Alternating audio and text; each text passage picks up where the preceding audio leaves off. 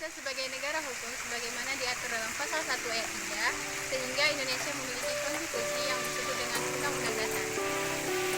Dan untuk mewujudkan keadilan tersebut, Indonesia memerlukan rule of law. Telah menyampaikan hasil tentang konstitusi dan rule of law sebagai salah satu penyebab tugas pendidikan kewarganegaraan dengan dosen pengampu Bapak Ramsa Sultan. Selamat menyaksikan.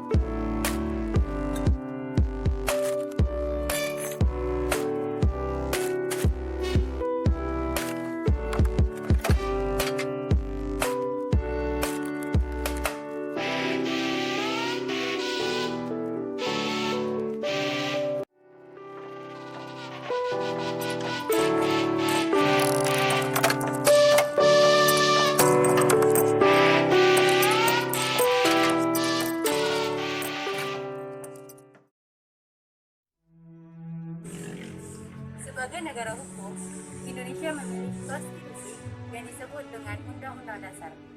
Sebelumnya, konstitusi ini berasal dari bahasa Prancis yang disebut dengan constitution, yang artinya membentuk. Sedangkan dalam arti luas, konstitusi ini ialah peraturan dasar yang menyangkut pembentukan suatu negara. Sedangkan dalam bahasa Belanda disebut dengan grondwet, yang artinya Undang-Undang Dasar. Sedangkan dalam bahasa Indonesia disebut dengan wet, yang artinya kunci. Konstitusi ini dalam arti luas menyangkut baik tertulis maupun tidak tertulis. Konstitusi ini terbagi menjadi dua macam.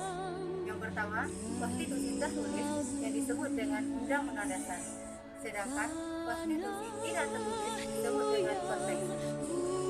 Menurut yang Widianto, konstitusi ini merupakan suatu piagam yang menyangkut cita-cita bangsa dan merupakan dasar organisasi kenegaraan suatu bangsa. Sedangkan Undang-Undang Dasar merupakan bagian tertulis yang terdapat pada konstitusi. Dari pengertian di atas dapat disimpulkan bahwa konstitusi merupakan deskripsi yang menjamin hak-hak asasi manusia, kumpulan kaidah tentang pembatasan kekuasaan kepada pengusaha. Selanjutnya, dokumen yang menyangkut tentang pembagian tugas dan wewenang di sistem politik yang telah ditetapkan. Menurut bagaimana hakikat konstitusi ini merupakan perwujudan paham tentang konstitusi maupun konstitusionalisme, yaitu perwujudan paham atau pembagian kekuasaan kepada pengusaha di satu pihak dan jaminan hak-hak kewarganegaraan maupun setiap penduduk di pihak lain. Dari paham konstitusi tersebut, yaitu ada pemilik kekuasaan berada atau di bawah kendali hukum. Yang kedua, pertanggungjawaban kepada rakyat merupakan sendi utama dari asas kedaulatan, keadilan yang bebas dan mandiri, serta jaminan dan perlindungan hak-hak asasi manusia. Konstitusi ini memiliki fungsi untuk mengorganisir agar tidak dapat digunakan secara paksa dan sewenang-wenang. Sebagai negara hukum, Indonesia memiliki konstitusi yang disebut dengan Undang-Undang Dasar yang dirancang oleh BPUPKI pada tanggal 29 Mei 1945 sampai tanggal 16 Juni 1945 dan ditetapkan oleh BPUPKI pada tanggal 18 April 1945 pada hari Sabtu. Sejak saat itu, Indonesia menjadi negara merdeka karena telah memiliki ketatanegaraan yang konstitusi maupun undang-undang. Dalam sejarahnya, sejak proklamasi pada tanggal 17 April 1945, Indonesia berlaku 3 undang-undang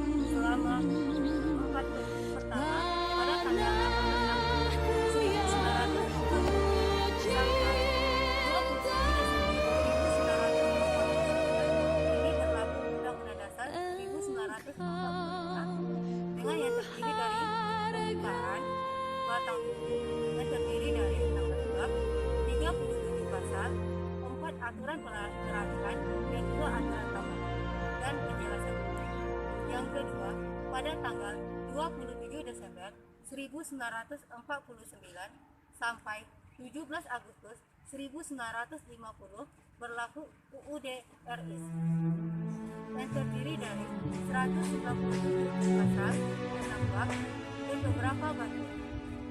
Yang ketiga pada tanggal 17 Agustus 1950 sampai 5 Juni 1959 itu berlaku UUDS 1950 yang terdiri dari 6 bab, 146 pasal dan beberapa bagian. Selanjutnya pada tanggal 5 Juni 1959 sampai sekarang itu berlaku Undang-Undang Dasar 1945. Dari perubahan yang dari amandemen undang-undang tersebut dapat disebutkan bahwa PKI dipilih melalui pemilu. Masa jabatan presiden maksimal 2 periode. Presiden ini dipilih oleh rakyat. Adanya kekuasaan wewenang presiden. Keberadaan DPR di Indonesia. Konstitusi atau lembaga yang bertugas membuat konstitusi maupun perundang-undangan di bawahnya itu terdiri dari 2 lembaga. Yang pertama, legislatif DPR. Yang kedua, eksekutif presiden. Kedua lembaga ini membuat konstitusi. Sebagaimana dijelaskan dalam pasal 20 sampai 22 dijelaskan tentang mekanisme dan kelembagaan konstitusi.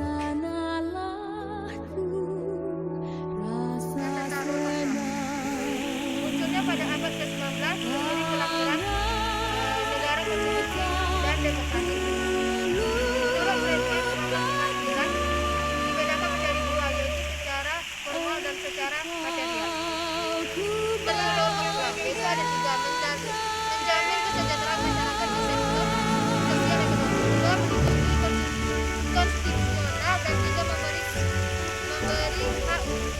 kebebasan kepada rakyat. Prinsip rule of law ada termuat dalam Undang-Undang Dasar 1945, yaitu pasal 1 ayat 3, pasal 24 ayat 1 dan pasal 27 ayat 1 dan pasal 28 D ayat 1. Dinamika pelaksanaan rule of law dapat terlihat pada zaman Yunani kuno Plato. Kumpulan rule of law sangat diperlukan untuk negara seperti di Indonesia karena mewujudkan keadilan. Sekian dan terima kasih dari kelompok 2.